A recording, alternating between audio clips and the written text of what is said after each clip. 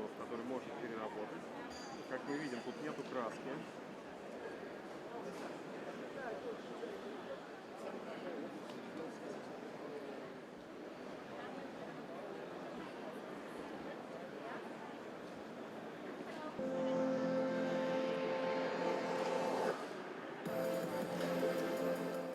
Vasthouden aan de originele.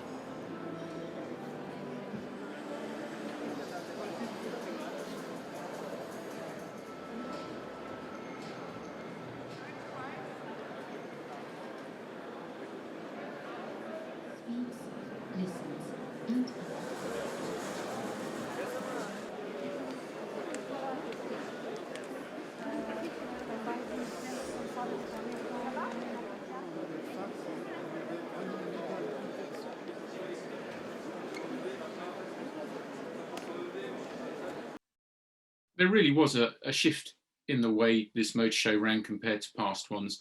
Not just in the content, you know, the car makers clearly have got the memo. They absolutely pushed electric vehicles only, really, but also in the way the show was run.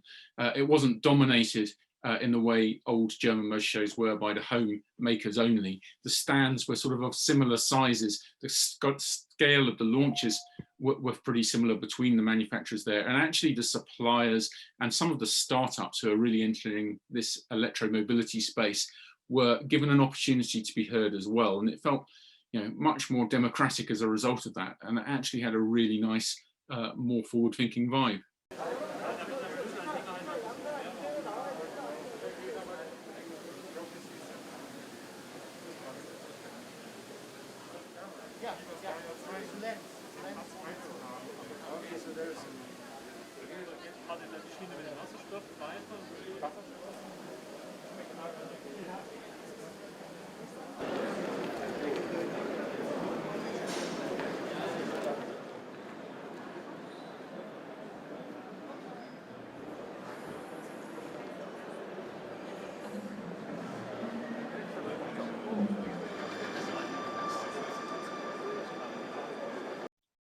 The vibe was very much one of a first day at school, really. Everyone was really excited to be back after so long apart because of COVID. But of course, when you go into school on that first day and you're pleased to see your friends, you're perhaps not really processing the scale of what lies ahead of you and the challenges that are to come.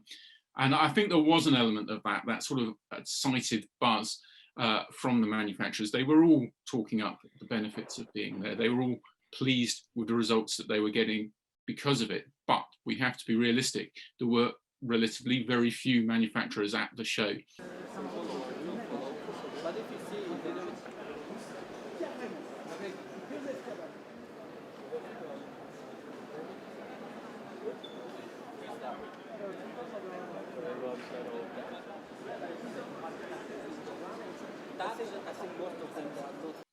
I think the real excitement was around Volkswagen's vision of the small car in about 5 years' time, the so-called ID.2. Really a take on how a sort of mainstream car like the Volkswagen Polo today can move into this age of electromobility. And to be able to really see that, get a good look both at the outside and the inside of that vehicle and really talk to the executives and understand what they're pointing at was critical. And I think that is probably one of the big lessons from this motor show.